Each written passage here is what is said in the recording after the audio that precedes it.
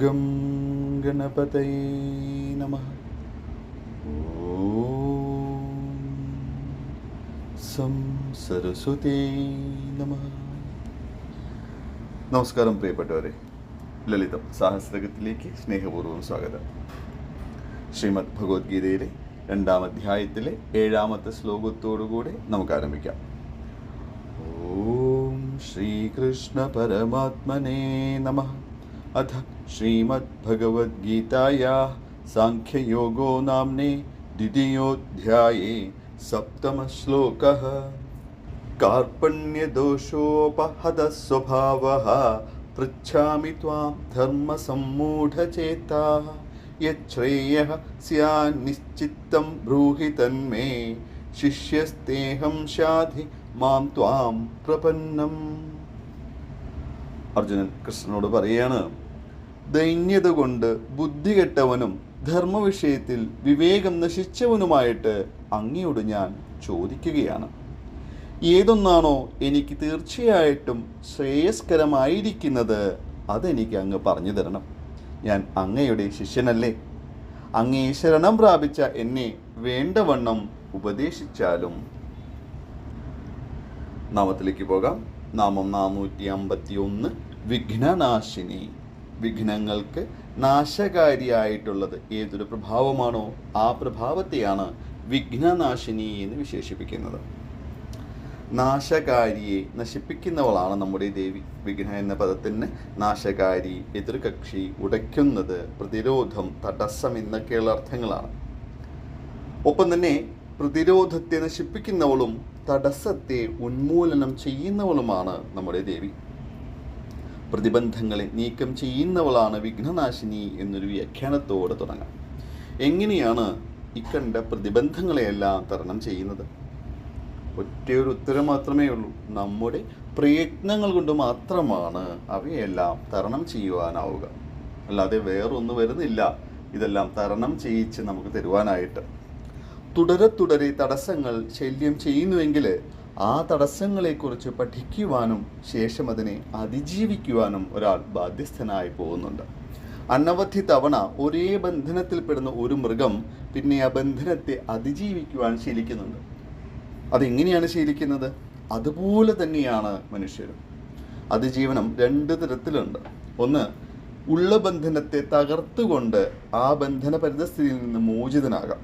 രണ്ടാമത്തത്, ആ ബന്ധന പരിതസ്ഥിതിയിൽ തന്നെ ജീവിക്കുവാൻ ശീലിച്ചുകൊണ്ട്.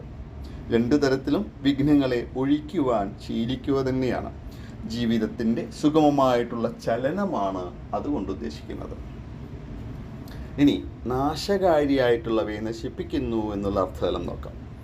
പ്രപഞ്ചത്തിന് ഹാനി വരുത്തുന്ന ഏതൊന്നും നാശകാരികൾ തന്നെയാണ്, യാതൊരു സംശയവും വേണ്ട. അവയെ നശിപ്പിക്കുന്നതും വിഘ്നനാശിനി പ്രഭാവമാണ്. അത് ജീവജാലങ്ങളുടെ രൂപത്തിലാകാം, കാലത്തിൻ്റെ രൂപത്തിലാകാം. രാമായണത്തിൽ കബന്ധൻ എന്നൊരു രാക്ഷസനുണ്ടായിരുന്നു. ആ രാക്ഷസന്റെ യഥാർത്ഥ നാമം വിഘ്നൻ എന്നാണ്. അവൻ്റെ പത്നിയാണ് അയോമുഖി എന്ന രാക്ഷസി. ഈ വിഘ്നനെ രാമൻ നിഗ്രഹിക്കുവാൻ ഇടയാകുന്നത് യോഗമായായിട്ടുള്ള ദേവിയുടെ സാന്നിധ്യത്താലാണ്. ദേവി എന്നത് അപ്പോൾ പ്രകൃതി തന്നെയാണ് കേട്ടോ. മറ്റൊരർത്ഥം വിശേഷേണ ഘനോതി ചെയ്യുന്നവൾ എന്നാണ്. വിശേഷേണ ഘനോതി ചെയ്യുക. വിമല, വിജയ എന്നീ നാമങ്ങളിലൊക്കെ നാം ഈ സവിശേഷത്തെ പറഞ്ഞിരുന്നു. ഘന എന്നാൽ എന്താണ്? നശിപ്പിക്കുക, ഹനിക്കുക, നിഗ്രഹിക്കുക, ഉന്മൂലനം ചെയ്യുക എന്നൊക്കെ അർത്ഥങ്ങളാണ്. അപ്പോൾ വിശേഷേണ ഘനന്തീതി വിഘ്നാ, ഇതാണ് വിവക്ഷ. അതായത് നമ്മുടെ കർമ്മങ്ങൾ, സാധന, ചിട്ട, ശ്രദ്ധ, ആരോഗ്യം ഇവയെല്ലാം ലൗകികതയാൽ തടസ്സപ്പെടുകയോ ഇല്ലാതാവുകയോ ചെയ്യാറുണ്ട്. ആ വിഘ്നം ഇല്ലാതാക്കുന്നത് ഈ പ്രഭാവമാണ്. നമ്മിൽ വിദ്യ നിറയ്ക്കുക, ചിന്താശക്തി വർദ്ധിപ്പിക്കുക എന്നത് തന്നെയാണ് അതുകൊണ്ടൊക്കെ ഉദ്ദേശിക്കുന്നത്. യോഗ കുണ്ടലി ഉപനിഷത്തിൽ ഒരു വ്യക്തിയെ ബാധിക്കുന്ന 10 തരത്തിലുള്ള വിഘ്നങ്ങളെ പ്രസ്താവിക്കുന്നുണ്ട്. അവയിൽ ആദ്യത്തേത് എന്താണെന്നോ? ശരീര സംബന്ധിയായിട്ടുള്ള വിഘ്നമാണ്. അതായത് രോഗം, പ്രതികൂല കാലാവസ്ഥകളിലുള്ള പൊരുത്തപ്പെടാനാവായിക, ഇതൊക്കെയാണ് അതിൽ ഉൾപ്പെടുന്നത്. ശരീരത്തെ വേണ്ട വിധത്തിൽ മെരുക്കാത്തത് കൊണ്ടാണ് അത് സംഭവിക്കുന്നത്. ഇനി ബാക്കിയുള്ളവ എന്തൊക്കെയാണെന്നോ? സംശയം, അശ്രദ്ധ, അതിനിദ്ര, ആലസ്യം, വിരാമം, വിഭ്രാന്തി, വിഷമത, അനാഖ്യ എന്നാൽ ആഖ്യാനമില്ലാതായി തീരുക, അപ്രാപ്തി എന്നിവയാണ്. ഒരു വ്യക്തിക്ക് സ്വയമേവ സംഭവിക്കുന്ന ഈ വിഘ്നങ്ങളൊക്കെ വിശേഷേണ നശിപ്പിച്ചിട്ട് മാത്രമേ അയാൾ തൻ്റെ കാര്യത്തിനായിട്ട് ഇറങ്ങുവാൻ പാടുള്ളൂ. പിന്നെ മാത്രമേ മറ്റു വിഘ്നങ്ങളുടെ പ്രസക്തി തന്നെ ഉദിക്കുന്നുള്ളൂ. ആദ്യം നമുക്കുള്ളിലെ വിഘ്നത്തെ കണ്ടെത്തുക, ശേഷം അതിനെ ഉന്മൂലനം ചെയ്യുക. ഇതിൻ്റെ കഥ നോക്കുമ്പോഴോ ഘോരനായിട്ടുള്ള വിഘ്നൻ എന്ന രാക്ഷസനെ ഹനിച്ചവളാണ് ദേവി.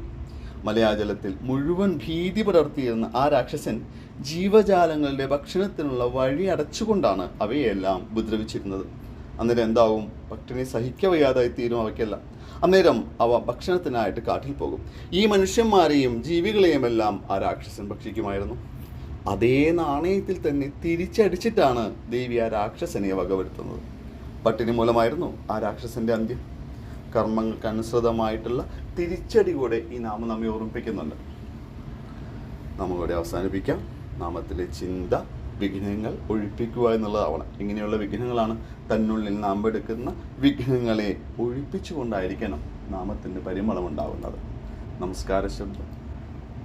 ഓം വിഘ്നനാശിനേ നമഃ. നന്ദി, നമസ്കാരം. സർവം ജഗദംബാർപ്പണമസ്തു. അന്യഥാ ശരണം നാസ്തി. ത്വമേവ ശരണം മമ. തസ്മാത് കാരുണ്യഭാവേന രക്ഷ രക്ഷ മഹേശ്വരി.